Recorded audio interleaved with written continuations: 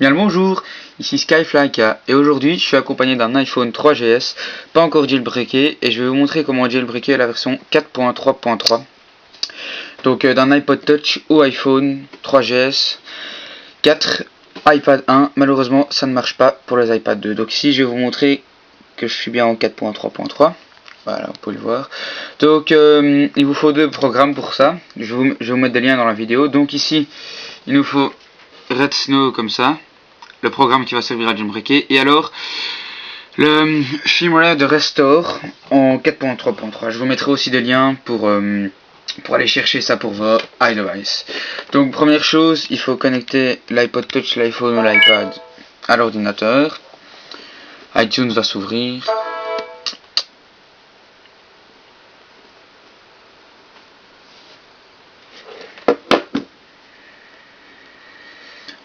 On l'éjecte d'iTunes, comme ça. Hop. Maintenant on ouvre Red Snow. Il y a un petit pop-up qui va s'afficher. Alors voilà, donc après on va dans Browse, et là il faudra aller chercher notre firmware 4.3.3 qu'on avait pris. Donc ici c'est l'iPhone 2 4.3.3 Restore. On le prend, il va checker si c'est le bon par rapport à l'iPod, à l'iPhone.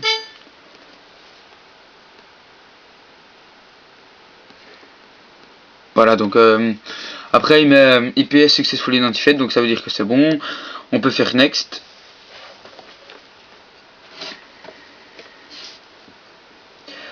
Alors là il prépare les fichiers pour le jailbreak. Toujours rien sur l'iPhone.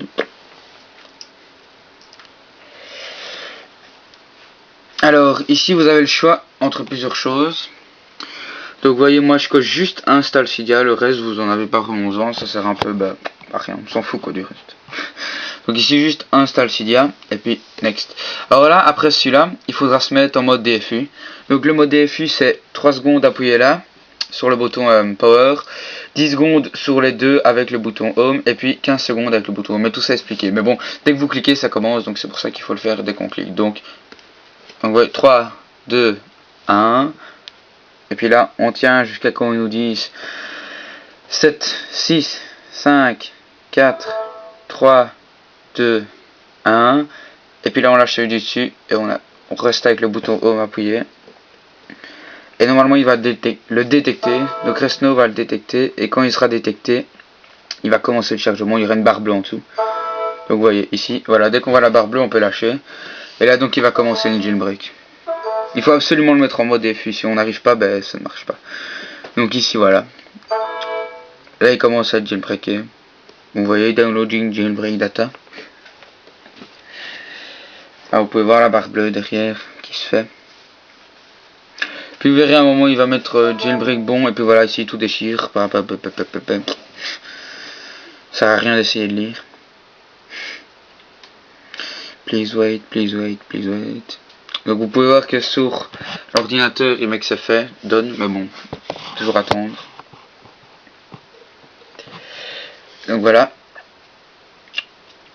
Il faut attendre que l'iPod ou l'iPhone démarre tout seul.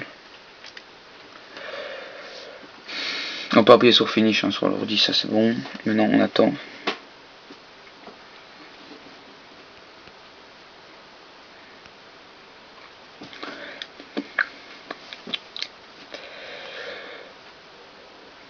Donc ici c'est un jailbreak de façon untethered, donc ça veut dire que vous n'aurez pas besoin de votre ordinateur pour leur démarrer à chaque fois que vous les teniez.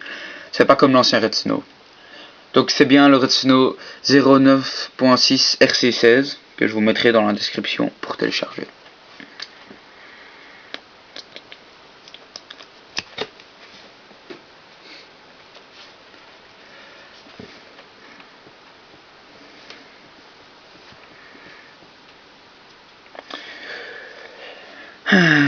Un peu long.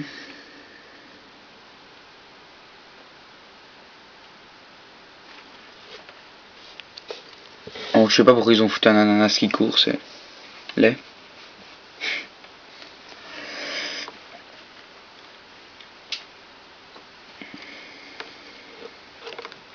Donc il faut juste le laisser brancher et rien toucher. Et voilà. Là il va le redémarrer tout seul normalement, comme un rang. et vous aurez un nouveau petit icône qui sera Cydia.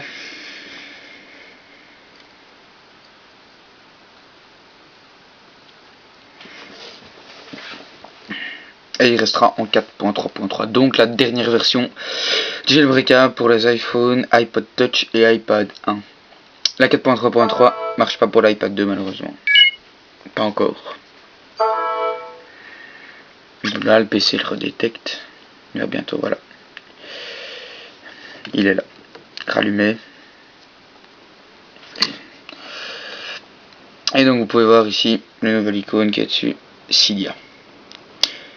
Donc voilà, c'était Skyfly K.